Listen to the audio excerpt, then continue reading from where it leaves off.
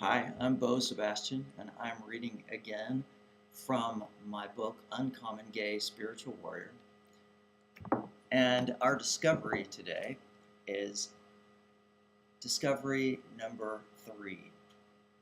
It's not necessarily flowing in the numbers of what the book is saying. I'm just doing these particular discoveries for you as examples of what you might find in the book and how to discover your own spirituality. This particular chapter is entitled Flooding and Devastation. Where is God? My intent in this chapter was to define the many different ways that people see God in different religions. I'd like to describe a couple of those ways and then tell you how I attribute God and what I attribute life to.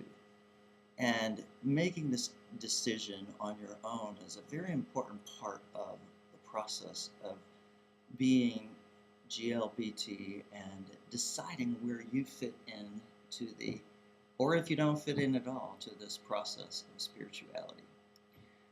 Let's read. There is a man named Moses Maimonides who says, does God know or does he not know that a certain individual will be good or bad?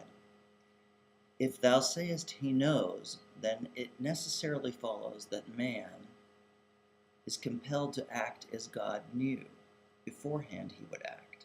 Otherwise, God's knowledge would be imperfect. So this person believes that God knows everything. Then there's something called Molinism. Molinism argues that God can know in advance what we will do, even though free will, in its fullest sense of the phrase, does exist, because God somehow knows what we will choose. Then someone like Swami Prabhupada states the following: man does have limited free will. We can decide whether or not to surrender to the will of Krishna or God. All other material happenings and their implications are inconceivably predestined.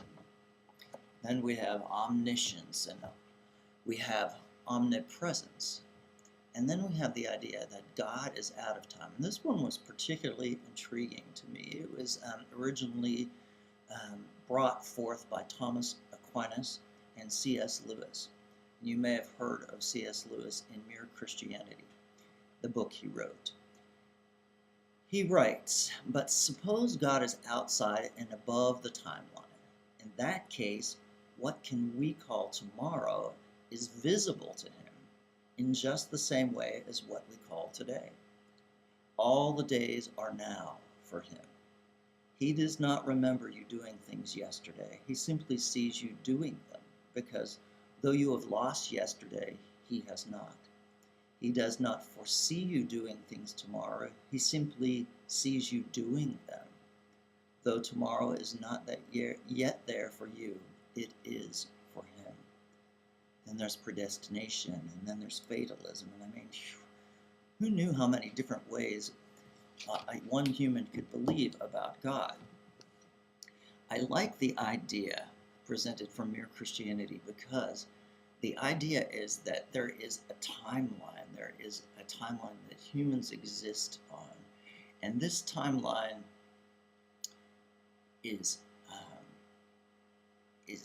has a beginning and an end. In other words, time itself has a beginning and an end. But spirit doesn't have a beginning and an end. It sits outside of the timeline. And this is also something that is argued in quantum physics. And I love how physics and science and spirituality are all kind of congealing today and becoming one. Because I believe that we too, as humans, can become like Creator God or move toward that process by exercising our spirit to the place of becoming the observer, or coming out of our humanness to be an omniscient self. And of course, this process I have talked about is something that we learn in meditation. So I've described meditation in one of my other discovery, so I'm not going to describe it again. You can go back and listen to that. But I like the idea of being able to observe ourselves. So today for our discovery, let's think about the idea of there not being time at all in one place in our mind and in our spirit. And in this particular place, we can observe self. We can observe the past, we can observe the future, and we can live permanently in the present. Have a great day, and I hope to see you again.